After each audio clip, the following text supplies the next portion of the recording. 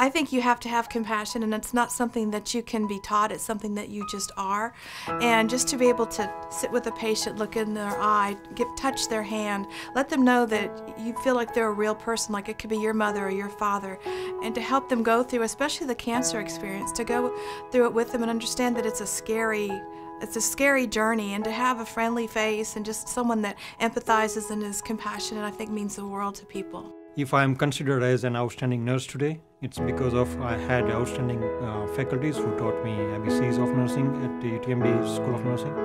I had outstanding mentors at MD Anderson who taught me how to work on the floor. And right now I have outstanding team with whom I work almost every day. And I got outstanding patients who keep asking me, questions. That helps me to have a curious mind, and that's how I'm excelling right now. I work in dialysis. I work with DaVita, and I work in that field because I love it. It gives you the opportunity to really work with a team and care for patients, and they have a lot of comorbid diseases usually, so you can care for a large spectrum of different areas, but also work towards getting the patient to live a normal life along with dialysis.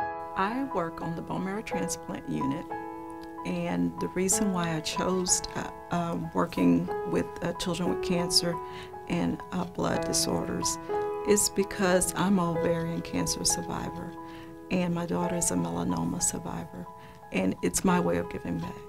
The medical profession is always changing, so you need to stay abreast of the latest trends and findings. But I feel like to really, or at least for me, what helps me so much is having compassion and empathy, being able to empathize with the patients, their families, and not just seeing it as a medical diagnosis, but to be able to just go down there with them wherever they need you to be and lift them up out of the, whatever it is, the poor diagnosis, the anxiety, to help alleviate some of that.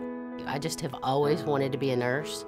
And I remember when I was 5 years old, dressing up as a nurse with a little hat and a stethoscope and everything. Be the patient's advocate, very, very important. They listen to the patient. They often have the answers to the questions that you think you have the answers to. The other thing, a couple other things, is that don't be afraid to ask questions. I've asked them when other nurses and doctors didn't know the answers. Don't be afraid to say you don't know, but I'll find out. I make a difference in my patients' lives, but my goal is to get my patients back to their families. You have to be very flexible. It changes every minute. What you thought you were going to do next is probably not what you're going to do next, so being very flexible. Endurance, it's usually, for me, for our staff, it's a long shift, it's a long day, it's a long week. And I think mostly, I believe, from my background, I believe in spiritual gifts, that God gives you spiritual gifts, and they are dropped into your life for a reason.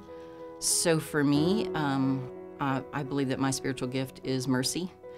And I actually heard that interpreted one time when I was younger, that you actually crawl into the skin of another person and you really see through their eyes and you know what they're feeling. So from that, sympathy, empathy, compassion, all of that drives nursing. Things that you do is just part of nursing. You don't think or expect, recognition for it. It's just what you love to do.